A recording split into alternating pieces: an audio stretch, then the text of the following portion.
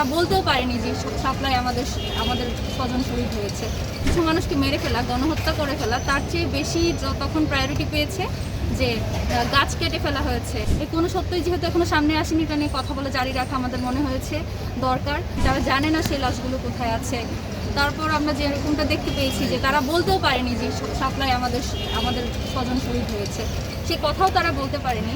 তো এত বছর পরে এসে যখন ইন্টারিম আমল আসলো, তখন আর কি আমরা দেখলাম যে শাপলা নিয়ে মানুষজন কথা বলতে শুরু করেছে।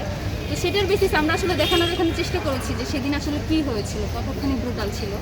আমরা দেখেছি বিগত 17 বছর ধরে কীভাবে ভিকটিম ব্লেমিং করা হয়েছে, মানে কিছু মানুষকে মেরে ফেলা, গণহত্যা করে ফেলা, তার চেয়ে বেশি তখন প্রায়োরিটি পেয়েছে যে গাছ কেটে ফেলা হয়েছে, কিংবা হচ্ছে যেইটা এখনো পর্যন্ত সত্য সামনে আসেনি যে সেদিন আসলেই কারা দোকান লুটপাট করেছিল কিংবা কারা পুড়িয়ে দিয়েছিল মার্কেট, সেটা কিন্তু এখনো পর্যন্ত সত্য সামনে আসেনি।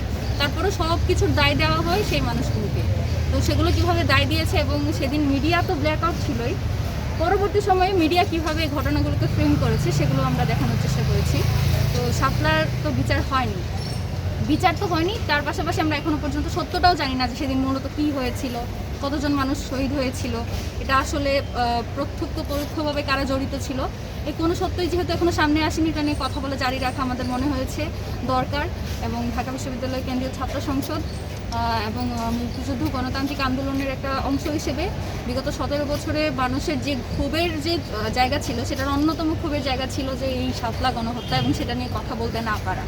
তো সেই জায়গা থেকে আমরা মনে করেছি যে এই দিনটাকে মনে রাখা দরকার। এবং 17 বছর ধরে যেহেতু এগুলো নিয়ে কোনো কথা হয়নি, তাই আমি নিজে যখন পার্সোনালি আমি যখন স্টুডেন্ট ছিলাম বা আমি যখন টিনেজে ছিলাম, তখনও আমি এই সম্পর্কে খুব বেশি জানতাম না বা আমাদেরকে জানতে দেওয়া হয়নি।